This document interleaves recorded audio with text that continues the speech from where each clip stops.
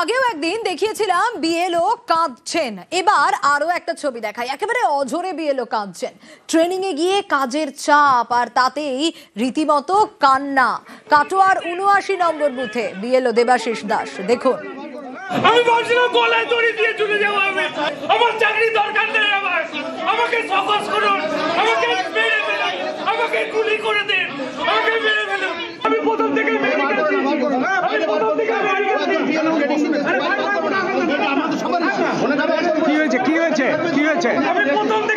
দিয়েছি যে আমার শারীরিক অসুস্থতা, আমি পারবো না। তারপরে এখন বলছে যে ডাটা এন্ট্রি করতে হবে। আমি ফর্ম কষ্ট করে আমার স্ত্রীকে নিয়ে আমি সব বাড়ি বাড়ি বিলি করেছি। তারপরে এখন ফর্ম আমাকে কালেক্ট করতে হবে, সামনে কার্তিক পুজো, তারপরে একটা একটা করে এন্ট্রি করতে হবে। কাজের চাপে বিএলও কাঁদছেন, এর আগেও এই ছবি ধরা পড়েছে। আর এবার কাটোয়ার ৭৯ নম্বর বুথে বিএলও দেবাশিস দাস অঝরে কাঁদছেন। তিনি প্রেশার নিতে পারছেন না এত কাজের। রণদেব রয়েছে আমার সঙ্গে। রণদেব, তিনি বলছেন যে তিনি মেডিকেল দিয়েছিলেন, তিনি অসুস্থ, কিন্তু তারপরেও এই প্রেশার দেওয়া হচ্ছে, তিনি এই প্রেশার নিতে পারছেন না। এরপর কি হলো? হ্যাঁ দেখো, এই যে ঘটনা ঘটলো, বিএলও নিজেকে বলছে যে আমাকে মেরে দেওয়া হোক, আমি মৃত্যু চাই। আমি বিএলওর কাজ করতে চাই না, কারণ আমার এই শারীরিক অবস্থা যা, তাতে কিন্তু আমি বারবার অব্যাহতি চেয়ে আবেদন করেছি, কিন্তু আমার ঊর্ধ্বতন কর্তৃপক্ষ শোনেননি, যার জন্য আজকে আমি এই অপারগ। আমি সারাদিন ভোটারদের ফর্ম বিলি করার পরে এসআইআর এর ফর্ম যে নথিভুক্ত করতে হবে এবং অ্যাপে যে আপলোড করতে হবে, সেটা আমার দ্বারা সম্ভব নয়। আমাকে অব্যাহতি দেওয়া হোক। এবং এই ক্ষোভ যখন বিএলও দেখাতে শুরু করেন এবং কাঁদতে শুরু করেন, অঝরে কাঁদতে লাগেন, সেটা মহকুমা শাসক এবং ব্লক আধিকারিকের সামনেই, তখন কিন্তু অন্যান্য বিএলওরাও তারা কিন্তু এই দেবাশিস বাবুর পক্ষে দাঁড়িয়ে যান, তারাও অব্যাহতি চাইতে শুরু করেন এবং একটা বিশৃঙ্খলা পরিবেশ সৃষ্টি হয় প্রশিক্ষণ শিবিরের মধ্যেই। এবং মহকুমা শাসক তখন অনুরোধ করেন যে আপনারা যারা এইসব চাইছেন তারা আবেদন করুন এবং সেই বিষয়টা পরে দেখা হবে। দিয়ে সেই মুহূর্তে আবার প্রশিক্ষণ শুরু হয়। বেশ কিছু বিএলও কিন্তু প্রশিক্ষণ শিবির থেকে বাইরে বেরিয়ে আসেন। তারা একটাই বক্তব্য যে কমিশন আমাদের চাপ দিচ্ছে, প্রশাসন আমাদের চাপ দিচ্ছে, চাপ দিয়ে আমাদেরকে এই কাজ করা হচ্ছে। কেউ কেউ বলতে লাগে যে আমাকে মানসিক চাপ দেওয়া হচ্ছে, কেউ আবার বলছেন শারীরিক চাপ দেওয়া হচ্ছে।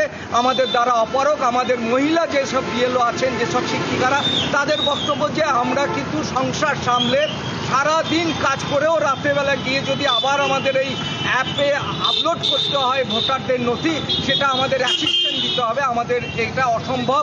অনেক জায়গায় নেটওয়ার্কেরও সমস্যা আছে। মহকুমা শাসক বেশ কিছুদিন পর যখন বেরিয়ে আসেন, তখন জানান যে যেসব শারীরিক অসুবিধার কথা যেসব বিএলও বলছেন, তারা আবেদন করলে মেডিকেল বোর্ড বসিয়ে তাদের শারীরিক পরীক্ষা করা হবে এবং তাদেরকে অব্যাহতি দেওয়া হবে। সোনিয়া, ওকে ওকে। সম্ভব না আমাদের। হ্যাঁ, এই যে 1100 ভোটার আমার স্যারকে বলেছেন, বলেছি মেডিকেল দিয়েছি, মেডিকেল ওরা খুলেও দেখেনি, মেডিকেল খুলেও দেখেনি। এখন কাঁদছেন কেন? আপনি তো আপনি সিঁড়ি দিয়ে উপরে উঠে চলে আসছেন, আপনাকে দেখে অসুস্থ মনে হয়। আমার মেডিকেল কাগজগুলো দেখবেন আপনি, আমি মিথ্যা কথা বলছি কিনা। এখন কি চাইছেন? আমি চাইছি আমি ডিউটি আমি করতে চাই না, আর যদি করতে হবে ডাটা এন্ট্রি আমি করতে পারবো না। আমি ফর্ম কালেকশন করে তুলে দিতে পারবো আমার স্ত্রীকে নিয়ে। তারা বিভিন্ন দাবি দেওয়ার কথা জানিয়েছে, কিন্তু আমরাও তাদেরকে জানিয়েছি আমরা কমিশন যেরকম আমাদের নির্দেশ দিয়েছেন আমরা সেই সময়সীমা মেনেই চলবো। আপনাদের শারীরিক যদি অসুস্থতা থাকে আপনারা তার সপক্ষে কাগজপত্র জমা দিয়ে আবেদন করুন। আমরা এই আবেদনটা মহকুমা হসপিটালে পাঠাবো। মহকুমা হসপিটালে যে মেডিকেল বোর্ড আছে তারা যদি ডিসিশন নেন যে তারা সত্যিই শারীরিকভাবে অসুস্থ, মেডিকেল বোর্ড থেকে যেরকম আমরা তথ্য পাবো সেই তথ্য অনুযায়ী আমরা কমিশনকে জানাবো। তারা যেরকম নির্দেশ দেবেন আমরা সেরকম।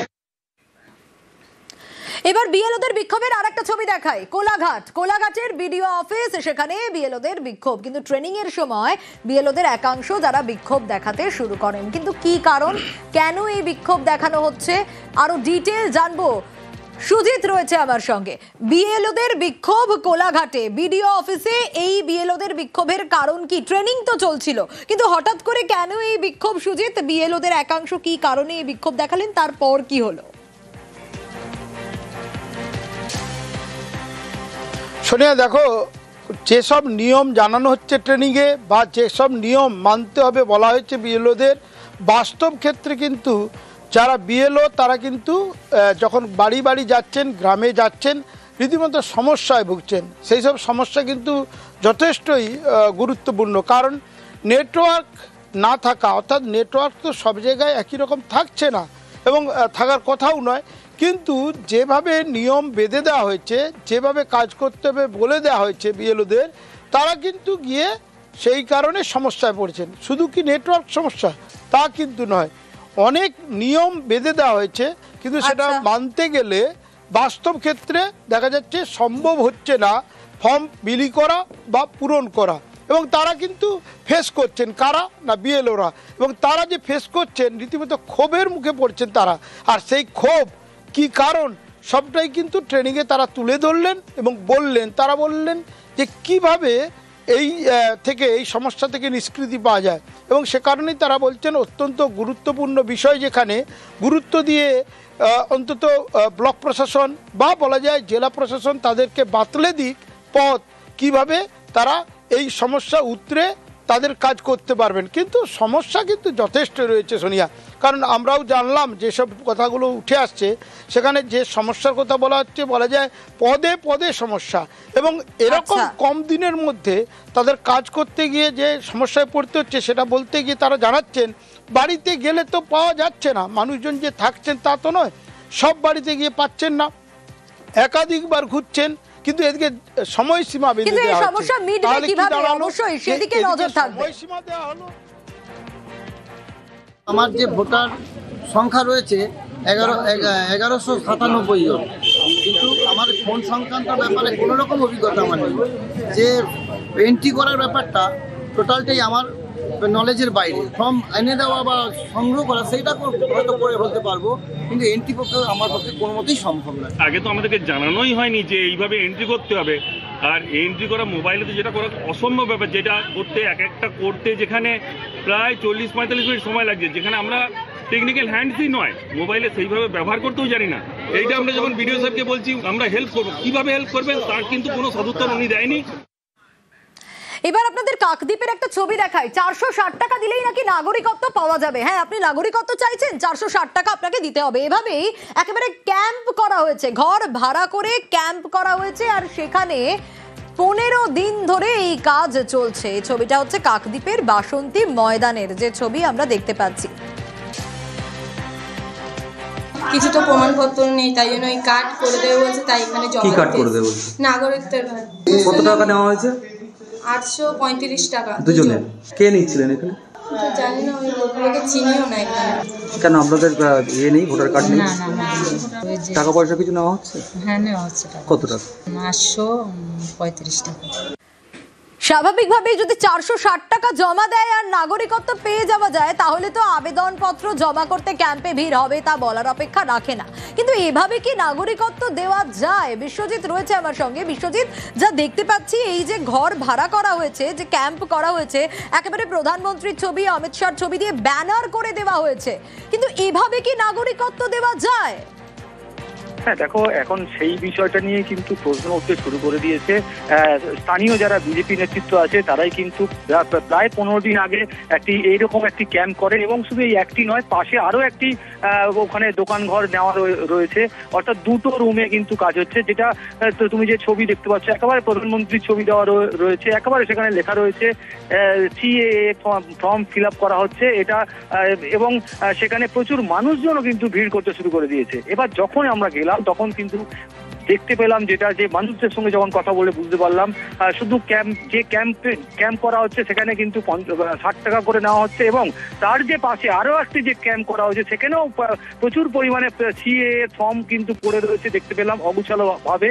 সেখানেও সেখানে যেটা অভিযোগ, যে সেখান থেকেও কিন্তু 460 টাকা করে। কিন্তু বিশ্বজিৎ, যারা করছিলেন এই ক্যাম্পটা, তারা কি বলছেন, কেন করছিলেন? হ্যাঁ দেখো, দ্বিতীয় যে ক্যাম্পটিতে যেখানে টাকাটা নেওয়া হচ্ছিল, আমরা যখন যাই আমাদেরকে দেখে কিন্তু তারা সরাসরি সেখান থেকে কিন্তু চম্পট দিয়ে দেয় একেবারে। সেখান থেকে কাউকে কিন্তু দেখতে পাওয়া যায়নি এবং স্থানীয় প্রশাসন যখন এই খবরটা যখন পেলেন সঙ্গে সঙ্গে তড়িঘড়ি কিন্তু স্থানীয় প্রশাসন ঘটনাস্থলে যায়। একেবারে কাজ বন্ধ রাখার কথা বলা হচ্ছে এবং তাদেরকে উপযুক্ত নথি, তারা কি কাজ করছিলেন সেই কাজের উপযুক্ত নথি নিয়ে কিন্তু থানায় দেখা করার কথা বলা হয়েছে। ইতিমধ্যেই বিজেপির তরফ থেকে কিন্তু যেটা দাবি করা হচ্ছে যে এই যে সিএ যে ক্যাম্প, যেটা আইন বলবৎ হয়েছে, সেই ক্যাম্পের ফিল আপ চলছিল, কাছের রুমে কি হচ্ছিল তারা সেটা জানেন না, তার দায়িত্ব তাদের নয় এবং খবর পেয়ে পুলিশ গিয়ে সেই ক্যাম্প বন্ধ করে দেয়। বেশ,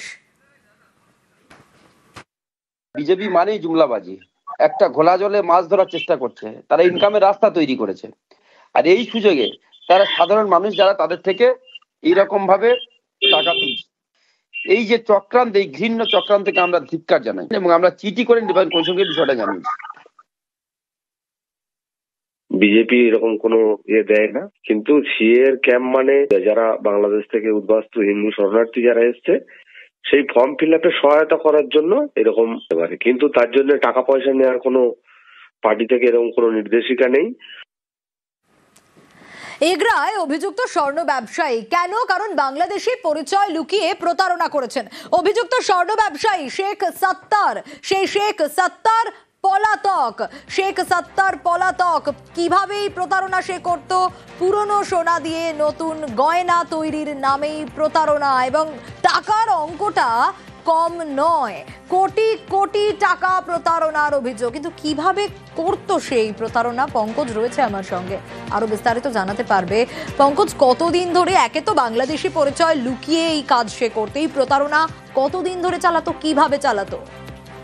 দেখো, যে স্থানীয় সূত্রে যেটা খবর, যে গত 4 বছর একটি ঘর ভাড়া করে স্বর্ণ দোকান খুলে ওই ব্যক্তি শেখ সত্তার, যেখানে গত মঙ্গলবার রাত থেকে কিন্তু এই দোকান বন্ধ করে কিন্তু তিনি চম্পট দেয়। এলাকাবাসীরা জানতে পারেন যে যেখানে এতদিন ধরে দোকান করে এসছে এবং পরিচিত এবং যেখানে অর্জন করেন এবং বিশ্বাস্ত অর্জন করেন, তাই অনেকেই কেউ মেয়ের বিয়ে দেবে তার জন্য সোনা তৈরি করার জন্য পয়সা জমা দিয়েছে, আবার কেউ পুরনো সোনাও দিয়েছেন নতুন তৈরি করার জন্য। সেক্ষেত্রে রাতারাতি এই শেখ সত্তার নামে ওই ব্যক্তি কিন্তু উধাও হয়ে যায়। যেক্ষেত্রে ঘটনার স্থলে যেখানে স্থানীয় যেখানে গ্রাহকরা তারা আসেন দোকানে, যখন দেখেন তালা বন্ধ, সেই ক্ষেত্রে কিন্তু পুলিশ আসেন ঘটনাস্থলে। এগরা থানার পুলিশ গিয়ে কিন্তু তদন্ত শুরু করছেন। তবে বিষয়টা যেখানে স্থানীয় বাসিন্দাদের দাবি যে তিনি দীর্ঘ 4 বছর ধরে এসে এখানে ব্যবসা করছে, তবে এনার কথাবার্তা কিন্তু একটু আলাদা ধরনের বলে এমনটাই জানাচ্ছেন। যেখানে তারা বলছেন যে যেখানে রাজ্য জুড়ে এসআইআর নিয়ে চলছে তড়িঘড়ি, সেক্ষেত্রে এই ব্যক্তি হয়তো বাংলাদেশি বলে মনে করছেন তারা, তাই কিন্তু রাতারাতি তারা ওই ব্যক্তি সোনার গয়না সহ নগদ অর্থ নিয়ে চম্পট দিচ্ছে, প্রায় কোটি টাকার অর্থ নিয়ে চম্পট দিচ্ছে। এই নিয়ে যথেষ্ট চাঞ্চল্য শুরু হয়েছে এগরা শহর এলাকায়, যেখানে এগরা এই জিস্থান এলাকার বাসিন্দারা তারাও জানাচ্ছেন যে দীর্ঘদিন ধরে থাকার কারণে বিশ্বস্ত অর্জন করেছে, তাই সোনার পুরনো সোনা এবং নতুন সোনা তৈরি করার জন্য বরাত দিয়েছিলেন অনেক টাকার, কিন্তু তিনি সোনা নিয়ে চম্পট দিয়েছে।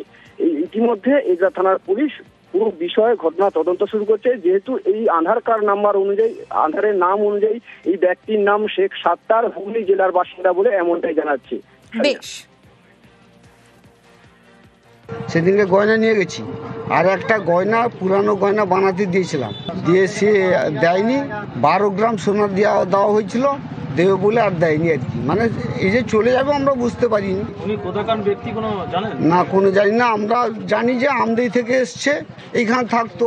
মঙ্গলবার দিন তার দোকান বন্ধ ছিল, শাটার উঠা ছিল। সন্ধ্যার সময় এসে একবার দোকানে ঢুকেছে, মোবাইল রেখে দিয়ে পালিয়ে গেছে। আর সকাল থেকে খোঁজা পড়ছে, সবার গয়নাগাঠি আছে, তাকে দেখতে পাওয়া যাচ্ছে না। থানা থেকে লোক এসেছিল, এসে দেখে ওরা চলে গেছে। ও তো বাসিন্দার কোথায় আছে আমরা জানি না। হুগলি বলে না, ধুলাগড় থেকে নেমে যেতে হয়। তিনি যখন এসছে এখানটায় বোধহয় 5 বছর মতন হয়েছে এখানে দোকান খোলা। তারপরে হঠাৎ সেদিনকে, কালকে পরশু দিন, সে তার দোকানের কাওয়ারটা খোলা আছে। সকালবেলা যখন সবাই চাবে যে দোকানি কোথায় গেছে, দোকানি খুঁজে সব আউট। তারপরে লোকগুলো এসছে, আসার পরে বলছে কে বলছে আমার 4 লাখ, কে বলছে আমার 6 লাখ, কে বলছে আমার 7 লাখ, এইরকম করে সবাই কাছ থেকে সে টাকা ঝেড়েছে। আর গয়নাগাটিও ছিল। আমাদের বাঙালি হলে একটু কথাটা আলাদা রকম, আর তাদের কথা একটু মানে উড়ান ভাবের, মানে বাংলাদেশের মতন কথা। এসআই চলছে, ওই ভয়ে সে তিনি হয়তো আউট হয়ে গেছে।